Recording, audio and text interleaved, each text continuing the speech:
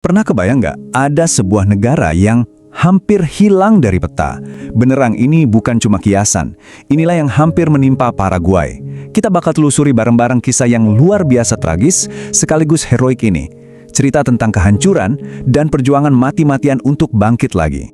Nah, ini dia pertanyaan utamanya. Gimana caranya sebuah bangsa bisa bertahan hidup setelah nyaris musnah? Ini bukan pertanyaan main-main loh, ini inti dari cerita Paraguay. Coba bayangin, kehilangan lebih dari setengah populasi dalam perang, tapi nggak menyerah. Gimana bisa? Yuk kita bedah jawabannya. Oke, kita mundur dulu ya, ke pertengahan abad ke-19. Waktu itu Amerika Selatan lagi, lumayan bergejolak. Tapi ada satu negara yang kayaknya beda sendiri, Paraguay.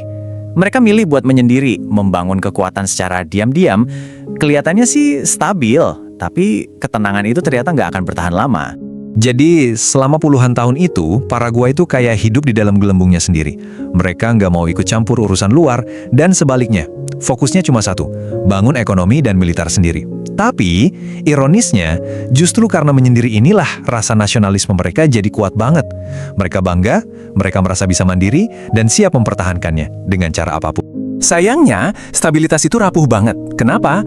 Karena di sekeliling mereka ada negara-negara raksasa, kayak Brazil dan Argentina, yang punya agenda masing-masing. Mulai deh tuh, ada perebutan pengaruh politik, sengketa wilayah, konflik ekonomi, situasinya makin panas. Ini bener-bener kayak bom waktu yang tinggal nunggu sumbunya kebakar.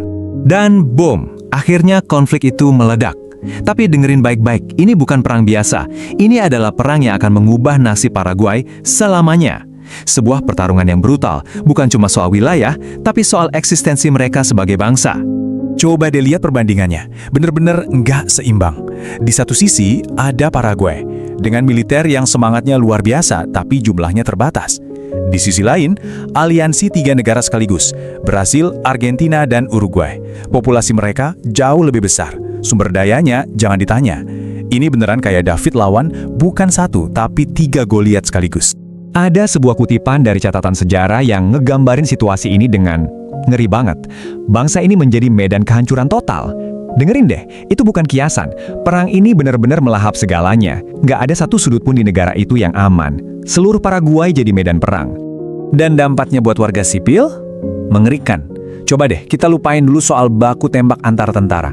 Ini soal tatanan masyarakat yang hancur lebur. Desa-desa rata dengan tanah. Ladang nggak ada yang ngurusin. Akibatnya, kelaparan dan penyakit merajalela, dan ini mungkin yang paling parah, korban akibat 2 hal ini bisa jadi lebih banyak daripada yang tewas kena peluru. Nah, ini dia bagian yang paling bikin merinding. Statistiknya benar-benar gila. Sebagian besar populasi laki-laki Paraguay tewas. Ini bukan cuma angka ya. Coba bayangin artinya. Hampir semua pria usia produktif musnah. Apa dampaknya? Keluarga kehilangan sosok ayah, ladang kehilangan petaninya, dan negara kehilangan masa depannya. Ini bencana demografis total. Oke, perang akhirnya selesai. Senjata udah diam. Tapi, buat Paraguay, perjuangan yang sesungguhnya yang mungkin lebih berat justru baru dimulai. Gimana coba caranya membangun kembali sebuah negara dari puing-puing kayak gitu? Ini bukan tugas setahun 2 tahun. Ini perjuangan yang butuh beberapa generasi. Dan jalan pemulihannya sama sekali nggak gampang. Jauh dari itu. Setelah perang, mereka malah kejebak dalam lingkaran setan ketidakstabilan politik. Terus, jatuh ke tangan rejim diktator yang brutal selama puluhan tahun. Baru di penghujung abad ke-20, mereka pelan-pelan dengan susah payah mulai merintis jalan menuju demokrasi. Rasanya tuh kayak maju selangkah, mundur 2 langkah. Jadi, walaupun perangnya udah kelar, masalah-masalah baru justru bermunculan. Ekonominya hancur, negara jadi banyak dipengaruhi kepentingan asing, dan di dalam negeri sendiri, masyarakat yang udah rapuh malah makin terpecah sama masalah kesenjangan sosial yang baru. Nah, tadi kan disebut stabilitas otoriter. Apaan sih itu? Gampangnya gini, bayangin kedamaian yang dipaksakan. Kelihatannya tenang, tapi di bawah todongan senjata. Betul, mungkin ada pembangunan, ada jalan baru, jembatan baru, tapi harganya mahal banget. Kebebasan bicara, hak asasi manusia, semua itu diberangus. Oke, kita lompat ke masa kini. Gimana dengan Paraguay sekarang? Apa luka dari perang yang terjadi lebih dari 150 tahun lalu itu masih ada bekasnya? Jawabannya singkat aja, ya. Dan bekasnya itu dalam banget. Trauma kolektif karena nyaris punah itu benar-benar ngebentuk karakter bangsa mereka. Di satu sisi, mereka jadi bangsa yang mungkin lebih hati-hati, lebih waspada. Tapi di sisi lain, mereka punya ketangguhan yang luar biasa. Ketangguhan yang lahir dari memori bersama tentang bagaimana mereka berjuang untuk sekedar bertahan hidup. Jadi, Paraguay hari ini tuh kayak pemain sirkus yang lagi jalan di atas tali. Susah banget.